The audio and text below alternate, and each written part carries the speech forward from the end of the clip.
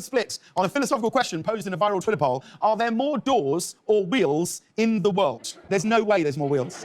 There's no way there's more wheels. Why is there more wheels? Last question real quick. Are there more wheels or doors in the world? If you count Lego, I got more wheels in my house than I got doors. And if we're counting these, it's wheels. This philosophical question that seems to have no real answer has so many people polarized on one side or another.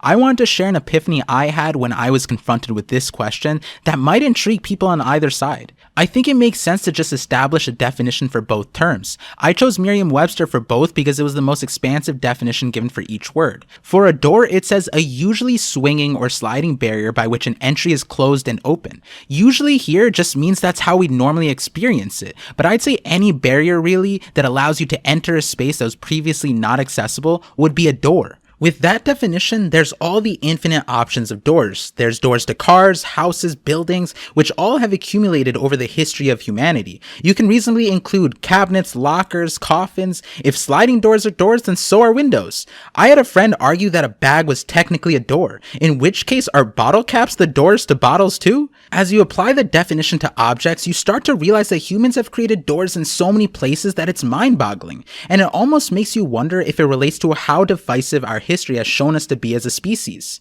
But anyways, there's also a strong argument for wheels. To me, as I am a human with an opinion, I feel like there would naturally be more wheels, and I have an ultimate card for Team Wheels that actually ended up opening the door to a new perspective. For me, it makes sense that there's a lot of people choosing doors over wheels, because in a large capacity, we play a more active role in our participation with doors, whereas wheels are usually a more passive existence in our lives. We open the doors to our cars, but we rarely push the wheels on our vehicles to move us from one place to another.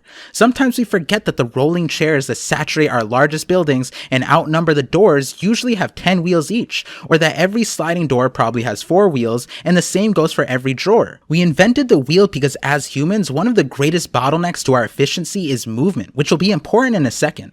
Backing up a little bit, the definition of a wheel is a circular frame of hard material that may be solid, partly solid, or spoked, and that is capable of turning on an axle. An axle being a pin or shaft on or with which a wheel revolves around. This definition allows us to connect this object to nearly every moving part we have in existence. Inside every car, ship, or vehicle, there are countless wheels at work to bring everything into motion. Taking into account how much we rely on wheels for a mechanical advantage, the definition for wheels means gears, otherly known as cogwheels or gear wheels, rollers, pulleys, and so many other objects. When we think about how we not only transport ourselves from place to place, we also need this for objects. They don't have legs.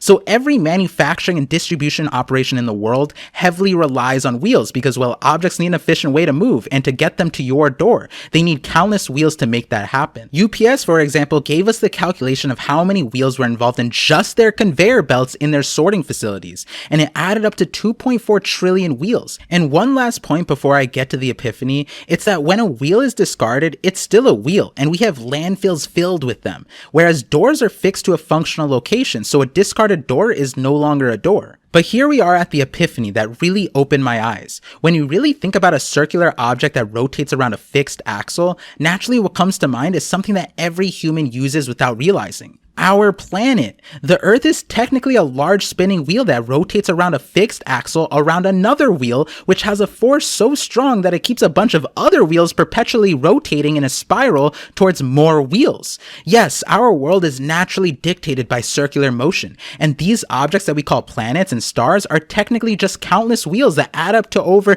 10 to the power 25 celestial wheels in our existence. So if we really get to it, I think there's a fair and solid argument that because of the nature of our universe literally revolving around circles, even down to our atoms and electrons, that there are more wheels in our world than doors. For now.